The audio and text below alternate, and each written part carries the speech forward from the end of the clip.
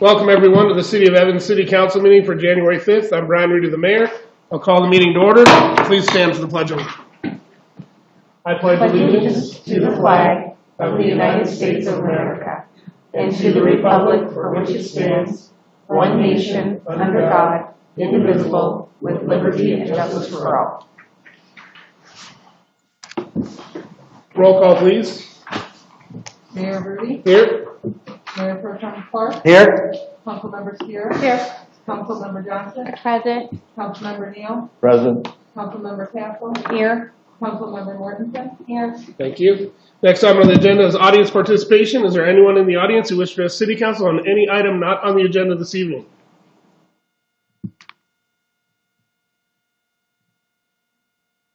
And is there anyone virtual? Thank you. Next item is the consent agenda. Item 1, approval of the December 15th, 2020 City Council meeting minutes. Oh, yeah. Well, I move to approve the consent agenda. I second. motion is second to approve the consent agenda. All those in favor signify by saying aye. Aye. Opposed, nay.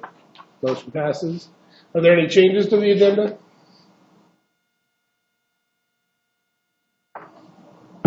No. I move to approve the agenda. Second.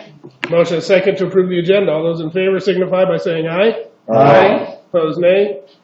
Motion passes. Item 2, new business, consideration of Planning Commission and Zoning Board of Appeals alternate member appointment. We'll hear from staff. Thank you, Mayor. Good evening, members of council. The Planning Commission and the Board of Zoning Appeals, which are the same membership of both committees, has had an alternate position vacant. And that vacant position has been advertised for a couple months, advertised in October, ran through December 23rd. During that time, we had 2 residents submit applications for the council's consideration. I'll just note that once again, the member or the alternate appointed to the Planning Commission also sits as a member of the Board of Zoning Appeals. The council conducted interviews tonight. This time I'll turn it over to the mayor to talk about next steps. So the City Council had our interviews tonight. We had 2 fantastic applicants, Kimberly Doss and David Woolman. They were both very well presented, did a great job each. It was a very tough decision for the City Council. Both would have been fantastic in the spot, but we only had 1 spot, and the council did choose David Woolman to sit on the alternate member of the Planning Commission and Zoning Board of Appeals.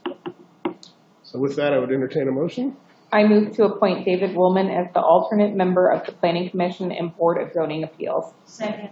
I have a motion and a second to appoint David Woolman as the alternate member of the Planning Commission and Zoning Board of Appeals.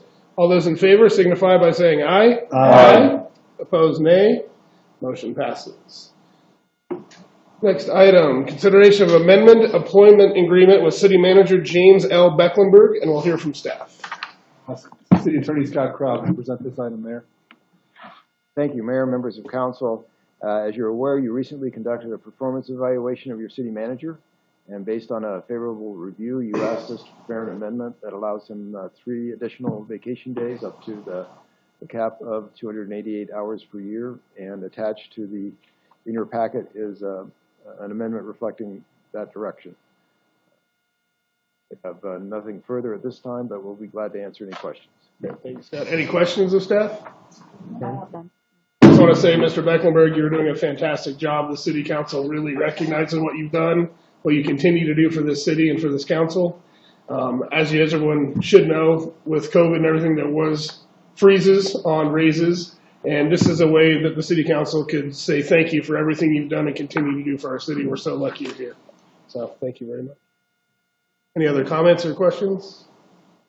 I just want to add, I just want to add that the city has definitely progressed in such a great way ever since you became city manager. And granted, you and I both got sworn, I think at the same time. We took on our positions, our respective positions. But in this time, it's what, 4 years, past 4 years now?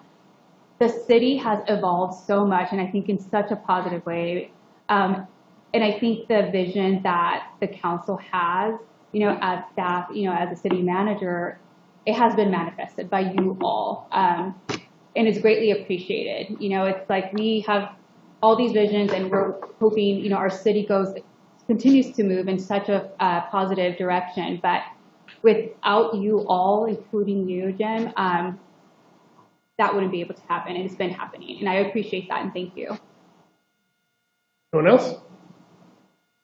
Seeing none, I'd entertain a motion. I move that we approve the amended employment agreement with City Manager James Becklenberg and authorize the mayor's signature on the agreement. I Second. second. I have a motion and a second to approve the amended employment agreement with City Manager James Becklenberg and authorize the mayor's signature on the agreement. All those in favor signify by saying aye. Aye. Opposed, nay. Motion passes. Thanks, Jim. Next up on the agenda is consideration of resolution number 01-2021, authorizing the Evans Police Department to enter into a 5-year contract with Axon Enterprises to purchase auto transcription services and increase the annual TASER Axon contract to $51,300.32. We'll hear from staff. Thank you, Mayor. As you know, our police department has been working over the last few years to incorporate body-worn cameras into our operations and other technology that go along with that. Evans has been working with Axon Enterprises, which is formerly the TASER company, for some time. We have a couple of smaller agreements with them. This item we're talking about tonight for transcription services really just adds one more component. However, since this contract takes our total agreement with Axon over $50,000, our financial policies require that this come to you for your approval for that total agreement for the year. With that, I'll ask our police chief to talk a little bit more about the importance of this service and how it'll actually provide some cost savings in the long run. Thank you, Jim. Good evening, Mayor and Council.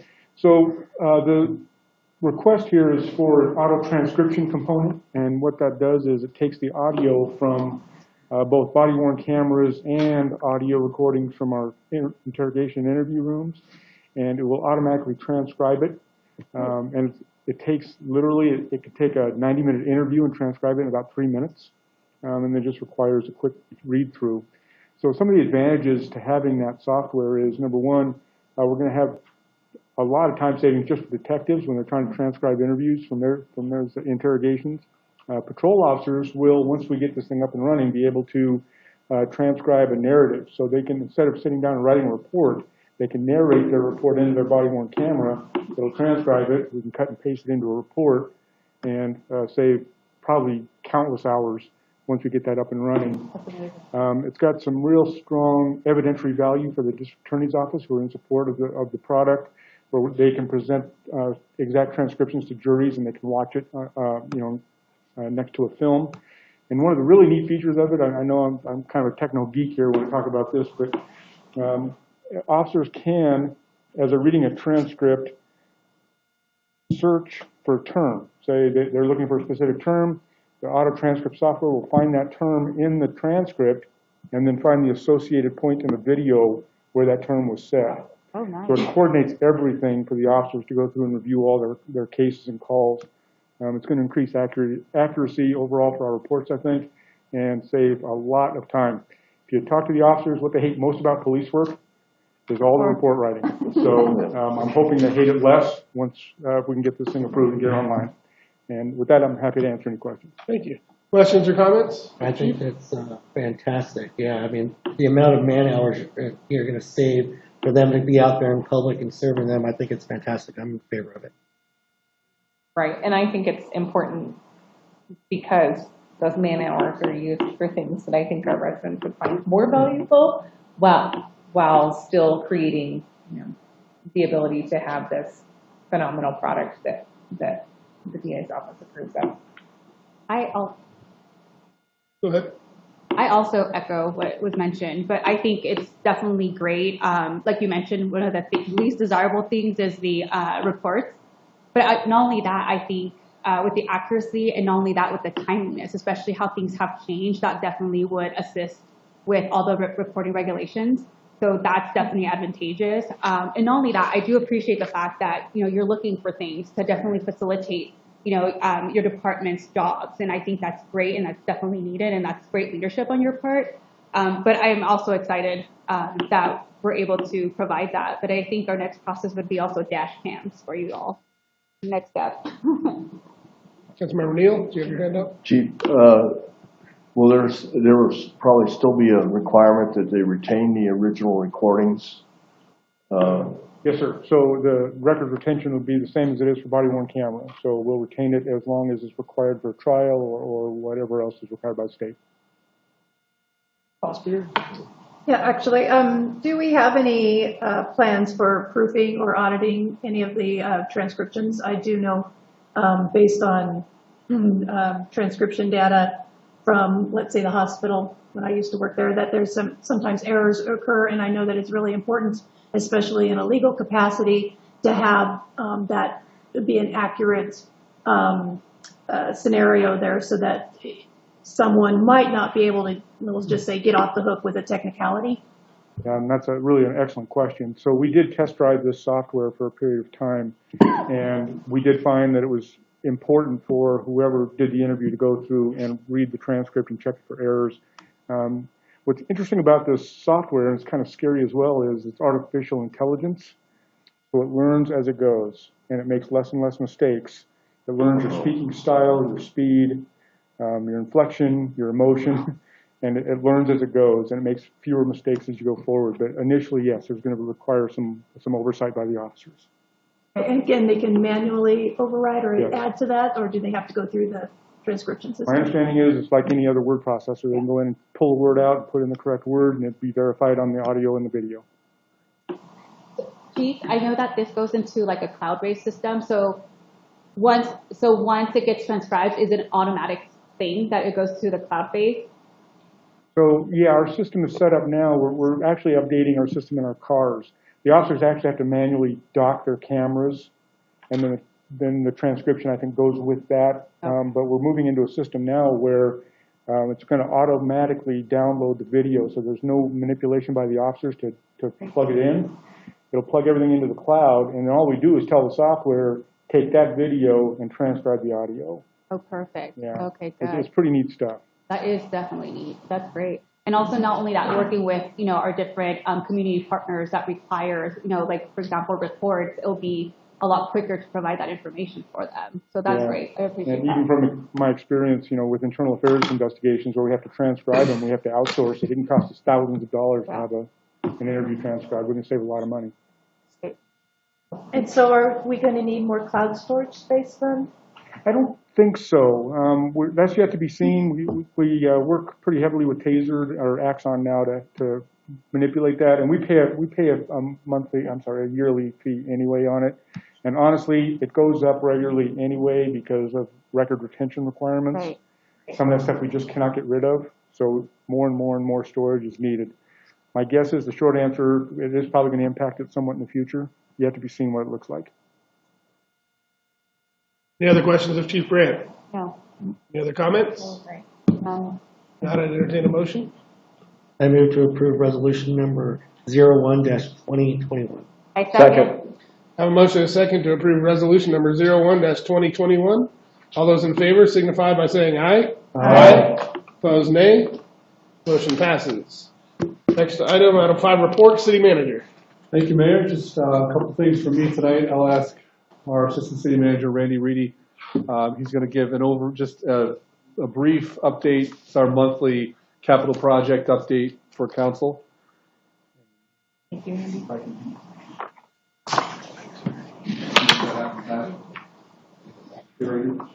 Why don't you start?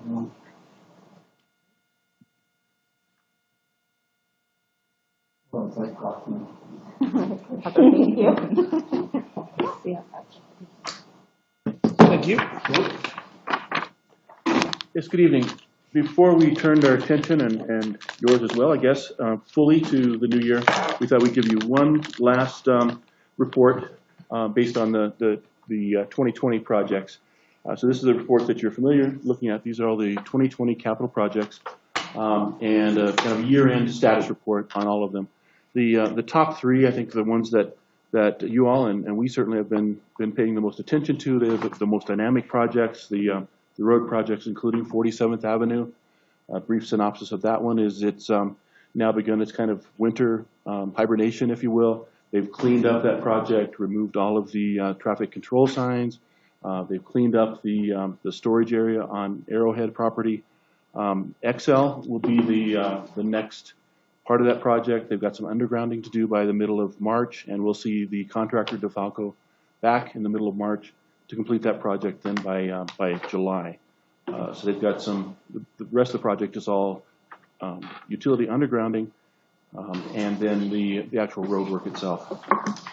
On 37th Street, for that overlay, that project, as you're aware, was substantially complete. They did meet their project schedule.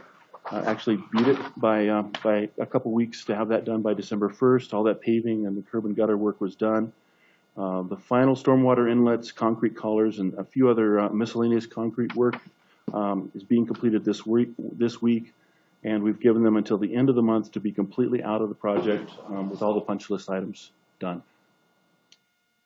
And then, as you're aware, 23rd Avenue, that new road was substantially complete.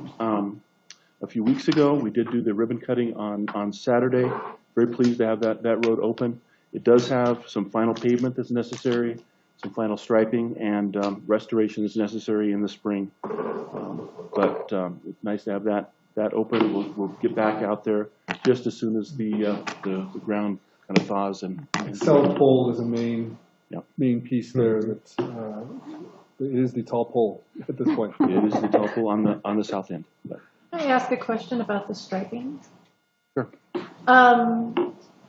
The southbound lane at the intersection of 23rd and 37th Street has a right turn only on there, and there's some confusion as to whether you can go straight or not. Are we going to be correcting that, or one way or the other, either prohibiting the straight, which is kind of ironically not the point, or putting a straight arrow onto the turn arrow?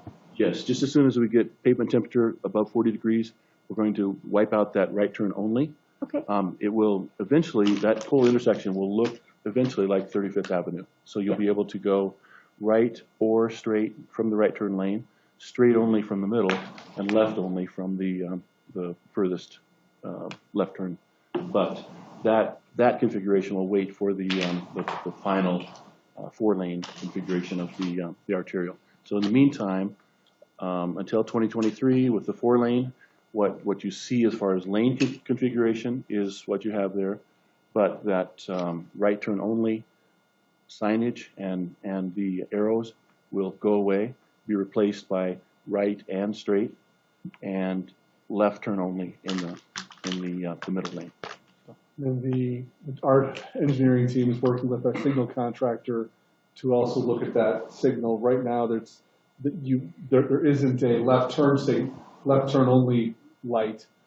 So they're trying to figure out what's the best there to do oncoming northbound traffic.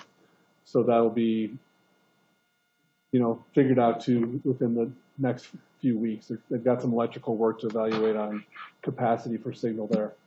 But we know that would need to be clarified as well. Is it not working, the left turn? Currently, there's a solid green only as you come south. So this Saturday, I got the green arrow to turn left. There's a green arrow on the pole. There is not one on the mast arm. Well, on like the traffic light itself, you mean? I got a green left. Right, there is one on the pole. Oh, so you mean like the light, but not the, okay. Not the one that hangs over the street. Okay. So we just need to replace that globe with another, like a 4 globe. Okay, I think I don't understand. I'm sorry. So like the traffic light itself doesn't have a left turn? Yes. So it doesn't turn on, you mean, so to turn left? Protected left? Yeah. Well, I got a protected left on Saturday. That's why I was wondering if it stopped working maybe. The signal timing is correct. Okay. So that you get the protected left if you want to take that left, but it's not exactly clear to the driver. So we need to make that much more clear. Okay. Is that correct? Perfect. So please take a look at the rest of these. Like these projects by By now, I think you have them all memorized. But if there are any questions, please let us know. And then we'll get you the 2021 version of this at the next iteration. So. One more from me, Mayor. I just want to say thank you to the council for my amended employment agreements. I'm very grateful for my job. I enjoy my job every day in Athens, working with you as a council and our fantastic staff. All the work that you talked about tonight, and that is really due to the staff that we have, and I just get to help coordinate it with you. Really, pleased with the progress that we've made, that you all have commented on, and excited to keep going with some of the larger projects that we have coming in next year and the future. So thank you again for the opportunity to serve Evans. Thank you, Jim. City Attorney. You listened to me long enough tonight. I have nothing further to report. Next item on the agenda is audience participation. Is there anyone in the audience who wishes to address City Council on any item? Anyone online? All right. Meeting adjourned.